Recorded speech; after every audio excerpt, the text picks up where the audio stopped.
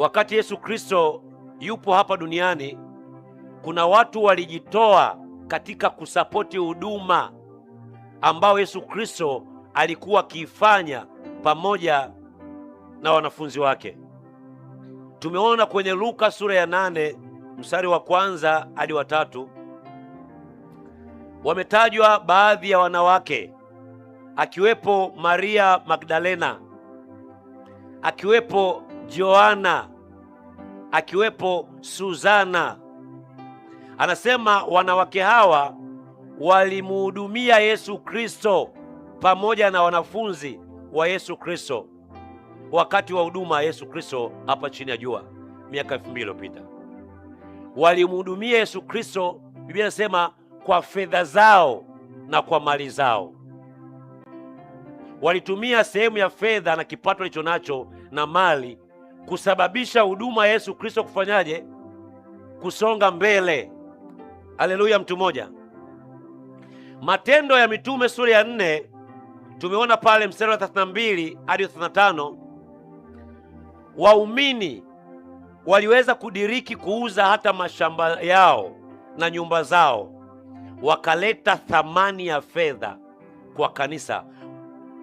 Leo hii unaona kuna watu ambao wanauza sehemu zao za mali, alafu wanajitolea au wanajitoa kwa ajili ya kusapoti kazi ya Mungu hapa chini ya jua, ikimaanisha kwamba kazi ya Mungu au kazi ya ufalme wa Mungu inahitaji sapoti ya fedha na mali za kibinadamu ili iweze kufika pale ambapo Mungu anataka ifike. Chochote ambacho kinachoonekana kanisani kinahitaji fedha, si ndio? Ili injili iweze kusikika huko kwenye mitandao ya kijamii, ili injili iweze kusikika kwenye microphone, kwenye speaker, ili injili iweze kuwafikia mataifa yote duniani, inahitaji fedha na mali za watu. Ndivyo ilivyokuwa katika kanisa la awali, na ndivyo ilivyo sasa mpaka kanisa litaponyakuliwa. Bwana Yesu asifiwe sana. Matendo ya Mitume sura ya 4 mstari wa 36 hadi 37, tunamwona mtu mmoja anaitwa Barnaba. Yeye naye aliuza shamba lake, akaleta fedha na kuziweka mbele ya mitume kwa ajili ya huduma ya kazi ya injili. Matendo ya Mitume sura ya 2 mstari wa 32 hadi 35, waumini mbalimbali waliweza kutegemezana wao kwa wao. Biblia inasema waliweza kufanyaje? Kutegemezana wao kwa wao. Walikuwa wanasapotiana, kulikuwa na ile huduma ya masaidiano. Hakuna aliyelalamika njaa, hakuna aliyelalamika kwamba hana nguo, hakuna aliyelalamika kwamba hana sehemu ya kukaa wala sehemu ya kulala. Walisapotiana wao kwa wao. Ndivyo tabia ya Mungu tokea kanisa la awali.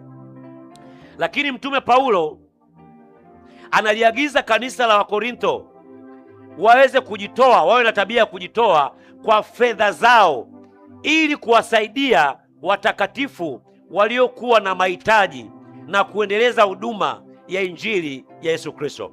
Anawaagiza wapi kanisa la Korintho? Kuna Wakorintho wa kwanza sura ya 16 mstari wa 1 hadi wa 2.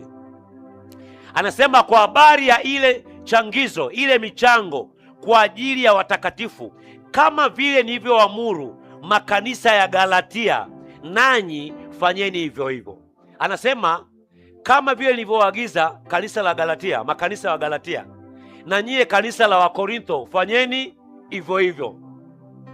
Anasisitiza kwa habari ya kuweka akiba. Anasema wekeni akiba kabisa mapema, changeni hiyo michango mapema, ili napokuja msije mkashtukiza mkaanza kufanya michango. Anzeni kuweka akiba mapema.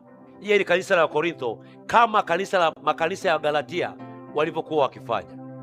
Kwa hiyo kuwa na akiba katika kanisa ni jambo la muhimu sana. Hata kanisa la mitume walisisitiza kuwa na nini? Na akiba, kutofanya mambo kwa kushutukiza. Bwana Yesu asifiwe sana. Kuwepo na akiba kwa ajili ya kitu fulani, akiba kwa ajili ya kitu fulani. Unapokuwa na uhitaji wa kitu fulani, basi kanisa litachukua ile akiba kwa ajili ya kufanya kitu fulani.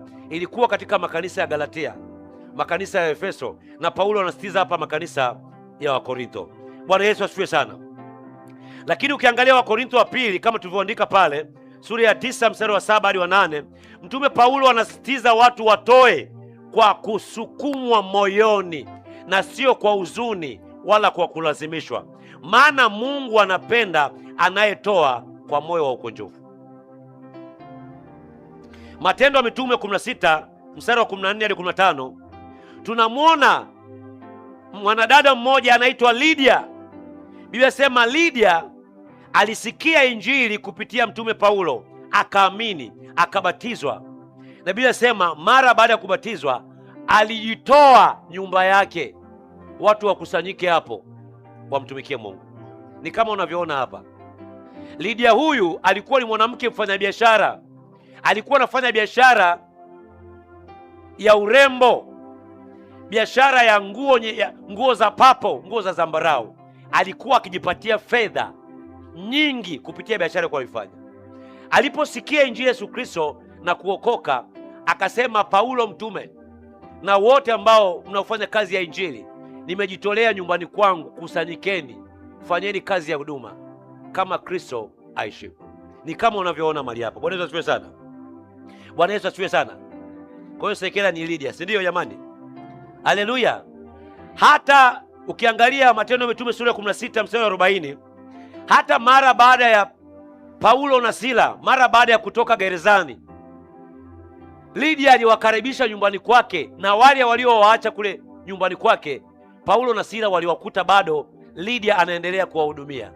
Bwana Yesu asifiwe sana. Tuna mtu anaitwa Priscilla na mume wake anaitwa Akila. Ukisoma Matendo ya Mitume sura ya 18, tumeshaandika pale mstari wa 24 hadi 26,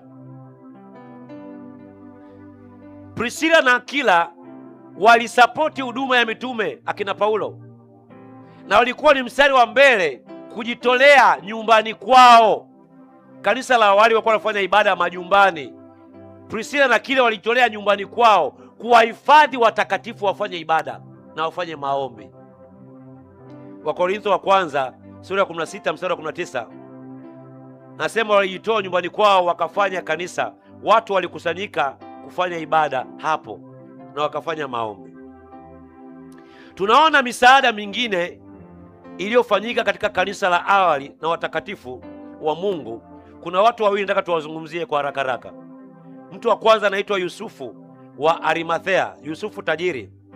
Mathayo sura 27 mstari wa 57 hadi 60 tumeona pale.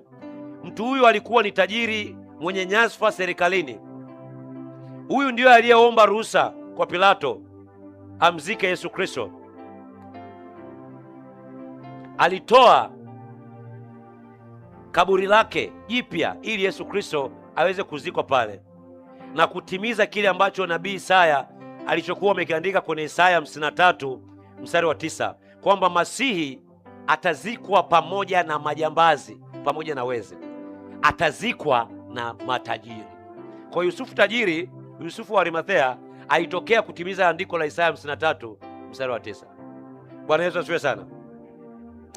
Yohana sura ya 19 mstari wa 8 anasema Yusufu wa Arimathea alikuwa ni mwanafunzi wa Yesu Kristo wa siri. Hakujumuika na wale 12, hakujumuika na wale thenashara 70, lakini alikuwa ni miongoni. Kwa nini alikuwa ni mwanafunzi wa Yesu Kristo wa siri? Kwa sababu alikuwa akitumika katika serikali ya Kiyahudi. Kwa hiyo Wayahudi walikuwa kinyume na injili ya Yesu Kristo. Wayahudi walikuwa kinyume na Masihi na ufalme wa Mungu. Kwa hiyo walikuwa wakijitoa kinyemela. Mtu mwingine alikuwa akijitoa kinyemela, alikuwa anaitwa Nikodemo.